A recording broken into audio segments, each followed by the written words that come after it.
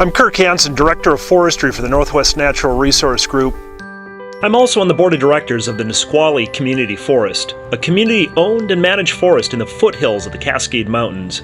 We recently embarked on a new project here that's going to improve the health of the forest and provide lasting economic opportunities for the surrounding community. The lands around here are usually clear-cut at a young age, which is the preferred system for most commercial forestry operations. Clear-cutting this forest really reduces the opportunities for this community. It will generate a significant amount of revenue, but then there's a long period of time when that revenue is no longer available. It would also degrade wildlife habitat in the forest and the amount of carbon it's storing. We're doing things here a little differently. The model of forestry we're using, ecological forestry, is designed to achieve many more objectives than just short-term cash income. By selectively thinning the forest, we're removing some of the trees from areas where there's too much competition, which will allow the remaining trees to grow bigger, faster. This also leaves trees the community forest can harvest later to generate more revenue in the future. In thinning the stand, we're reducing the stocking density. We're taking a forest that had 300, 400 trees per acre and bringing it down to 200, 220 trees per acre. That's going to reduce the amount of water the trees demand, which is particularly important in a warmer, drier climate.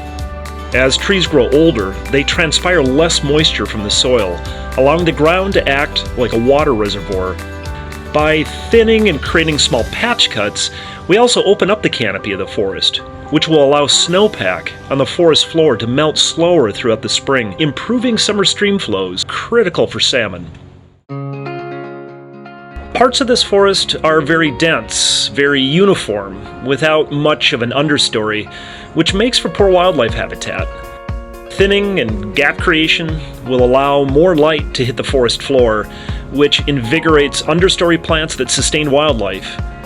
We're also thinning in a way that improves vertical complexity in the tree canopy, retains habitat structures like snags and down logs, and allows a more diverse range of tree species to naturally regenerate. A big part of the Nisqually Community Forest Management Plan is bringing parts of the forest back to old-growth conditions. Old-growth forests perform key ecological functions like providing habitat for endangered species and storing vast amounts of carbon in wood and soil. Without management, this forest would have naturally thinned itself over the years, but it would take a long time. This harvest, on the other hand, is going to propel the forest toward old-growth structure and functions faster than it would on its own. So, unlike clear-cutting, where income is the main goal, this method of forestry balances a lot of objectives at the same time.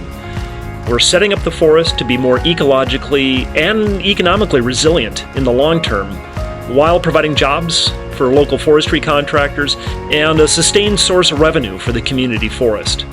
That blend is called ecological forestry, and this is how we're putting it into practice.